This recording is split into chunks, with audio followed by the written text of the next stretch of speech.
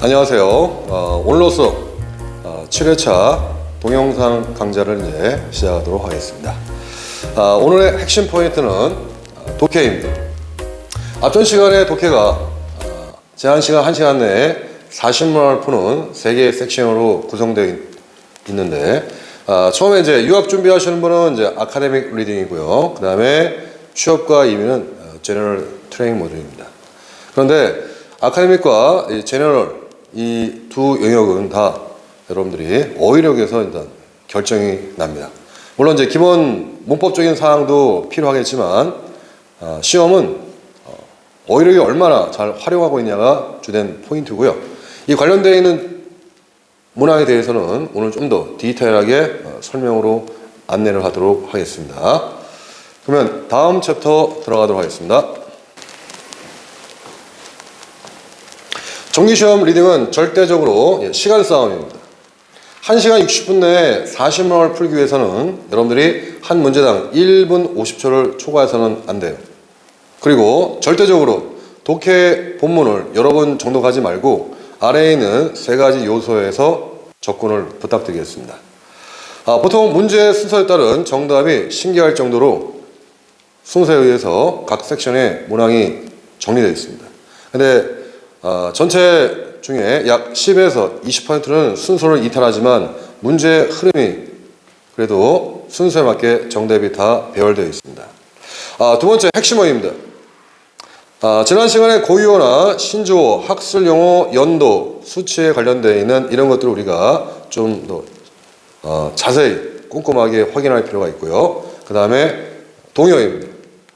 이 문제에 지시하고 있는 특정한 용어가 본문에 동의어로 숨어 있기 때문에 여러분들이 이제 동의어로 점수를 더 올릴 수 있고, 그리고 맨 마지막에 정답이 운유법으로 숨어 있습니다. 문제에 관련되어 있는 단어가 똑같이 있는 것보다는 비유법이나 운유법, 상징법으로 있는 경우가 있기 때문에 맨 마지막에는 여러분들이 단어를 좀 더 확장된 개념으로 내용을 좀 더 깊이 분석하는 것이 필요합니다. 그리고 항상 문제 풀 때 각 문항은 독립성을 유지합니다.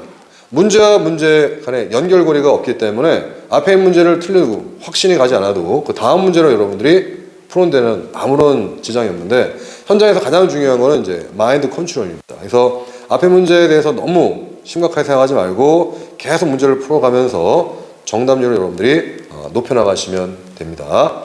그 다음 챕터 보겠습니다. 정기시험 문제에서 보통 이러한 선택형 문제도 많이 나오고요.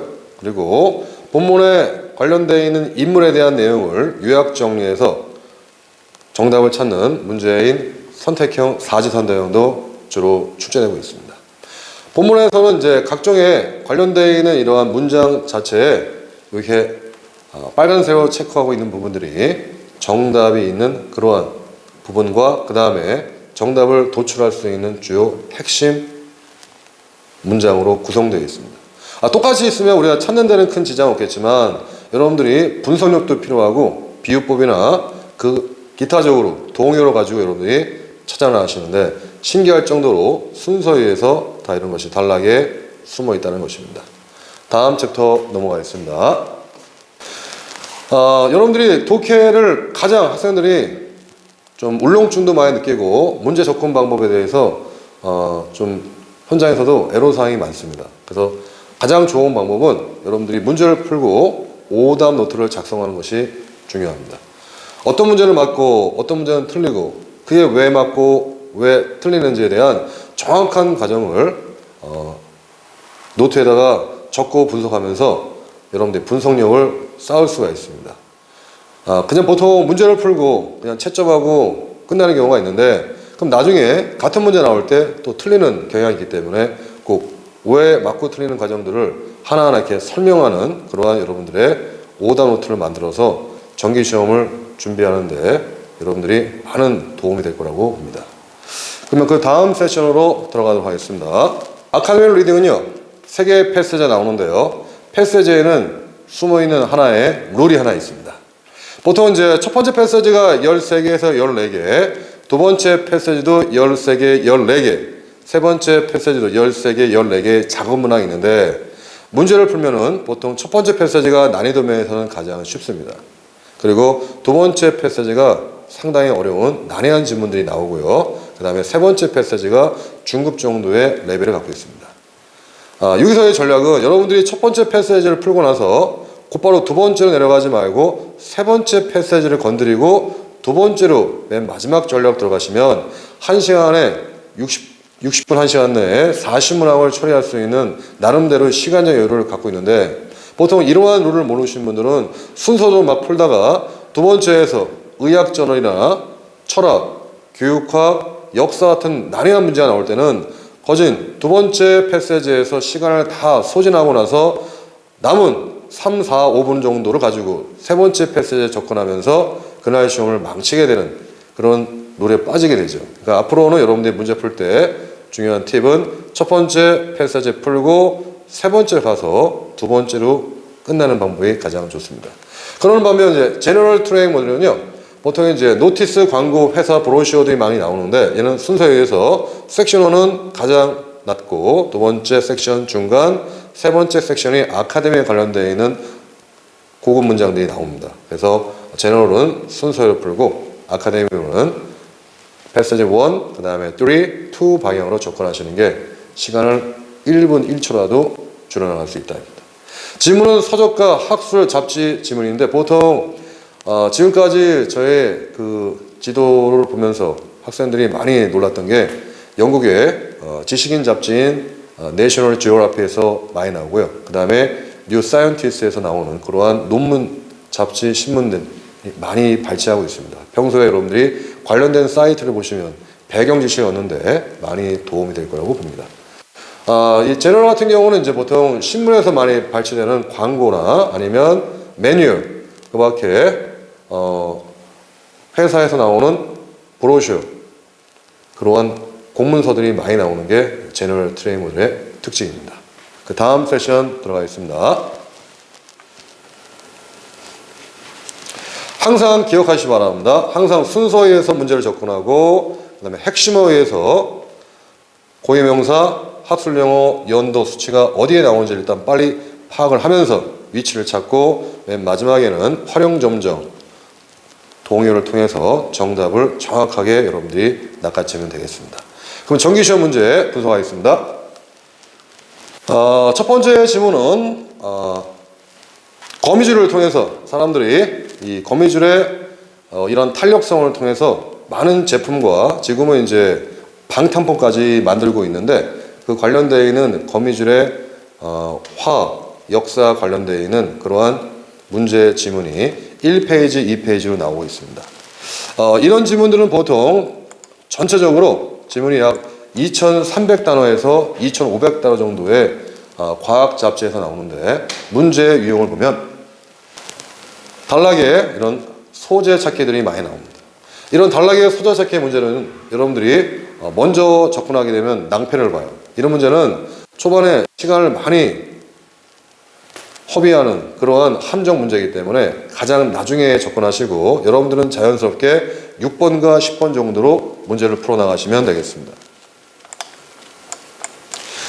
지금 여기 나와 있는 블록이 하나의 이제 그 알고리즘의 순서에서 본문에 이렇게 시작하는 단락이 있어요. 거기에 맞게끔 no more than 2 word이기 때문에 두 단어 이상 넘지 말고 한 단어나 두 단어 정도로 해가지고 정답을 순서에 의해서 써주시면 되겠습니다. 이런 문제가 절대로 중요한 건 뭐다? 동요하고 어휘력에서 결정을 하고 있습니다. 다음에 학생들이 가장 또 심도한 문제가 논리력 문제입니다. true, false 낚기문이죠.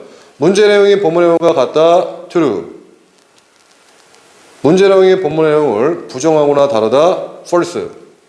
데이터가 없거나 객관적인 유추가 불가능하다, 낚기문입니다. 이런 문제의 속성들이 각 단락에 순서 나와 있으니까 이 내용과 본문 내용을 보시면서 정확한 분석의 해석으로 여러분들이 내용적인 것을 잘 확인하시고 정답을 써놓는 true, false 낚기문 문제 유형 꼭 여러분들이 아무래도 문법의 어떠한 기본 기호하고 어휘력이 많이 필요한 문제입니다. 다음은 이제 지도 관련되어 있는 지도 제작법에서 나와 있는 문제 유형인데요. 본문 내용 먼저 설명하도록 하겠습니다. 처음에는 한국 사람들이 가장 이 사지선다형을 좋아해요. 근데 나중에는 이 사지선다형이 가장 어렵다는 걸 알게 됩니다. 왜냐?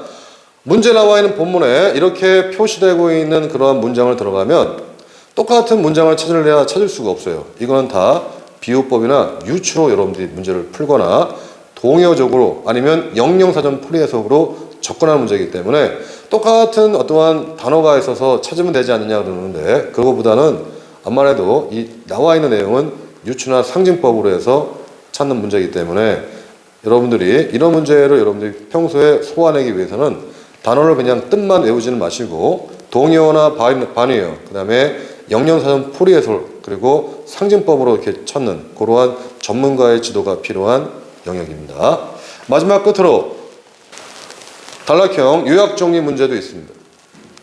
요약정리 문제 보면 이렇게 뭐 수치가 나오는 연도도 있고요, 아니면 고유명사도 나와 있는데 이게 도대체 어느 단락으로 나오는지 일단 확인하시고 그 단락에 이와 비슷한 내용들이 패러프레이징 되어 있는 부분들이 있습니다. 거기에서 노모된 투워드로 신속하게 본문의 내용을 그 단어를 찾아서 기입해서 내용에 맞게끔 순서로 해서 문제를 풀어나가시면 되겠습니다. 그 다음 챕터가 이제 최종평으로 끝을 내도록 하겠습니다. 여러분들은 이게 헤딩 리스트라고 하는 문제 소주제 찾기 문제가 있습니다. 이 문제의 가장 중요한 핵심은 주어진 여러분들이 단락을 찾아가셔서 그 단락 상단에서 두 가지입니다. 항상 영어는 앞부분인 두 가지에서 주제가 숨어 있어요. 그 문장 앞부분과 내용과 비슷한 비유법의 문장을 찾아서 기입하는 이 문제인데, 이 문제에 숨어 있는 하나의 룰이 있습니다.